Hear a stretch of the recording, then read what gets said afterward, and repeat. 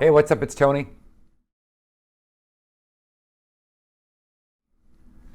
Question was, how do you get a good night's sleep in order to rest and repair and recover and maintain a youthful appearance, which I seem to have at almost 60 years of age?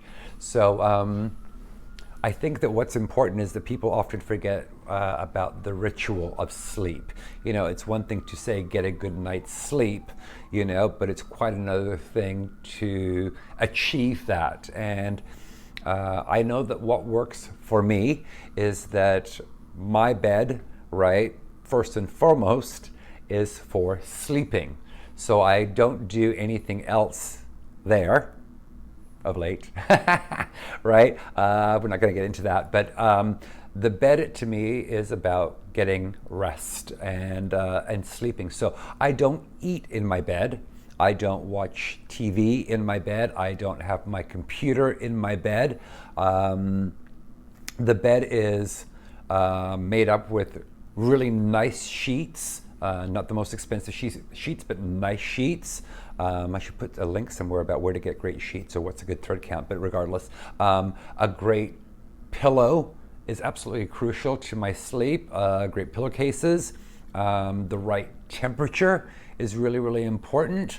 I like it much cooler so that I make sure that I have cool sheets on my bed. And basically, it's about the wind down to sleeping. So once the TV goes off and I'm done with the computer, right, there's probably now about maybe 10 minutes of getting ready to go to bed. So I will then brush my teeth, moisturize, whatever it is that I'm doing, right, the sort of nighttime rituals. And then I will get into the bed, give gratitude. I always give gratitude for the day and the blessings that I had the opportunity to have a day.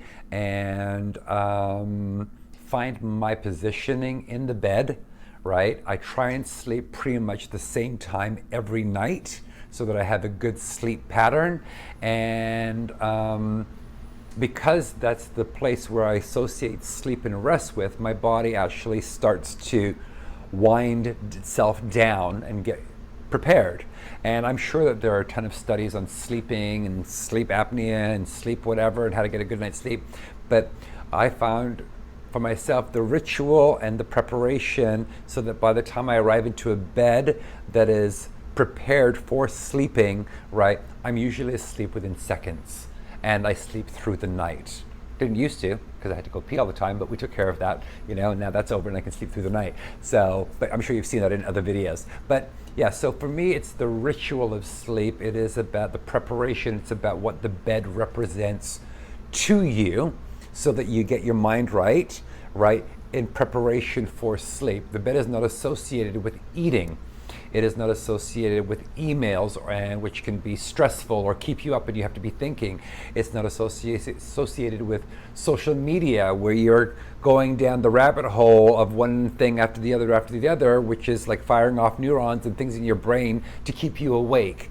I'm not watching TV there, or least of all, the news. I think that it's the worst place, or the worst thing to do is to watch the news before you go to sleep, because unfortunately in the climate that we're living in, the news is not always good, predominantly bad. So there's no happy feelings there. So you're going to associate your bed with stress and what's going on in the world. And, you're going to be, I don't know what the clinical terms are, but your brain's going to be firing neurons and whatever messages to be alert or give you anxiety or make you anxious, and that is not how you're going to fall asleep and then sleep very, very well. So no news, no TV, no social media, no food, right, in the bed.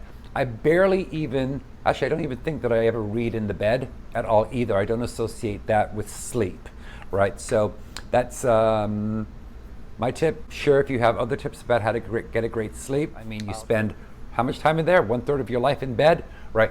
Make it a place that inspires you to go to bed and get a good night's sleep so you can recover, so that you're healthy on the inside, which will then come through on the outside.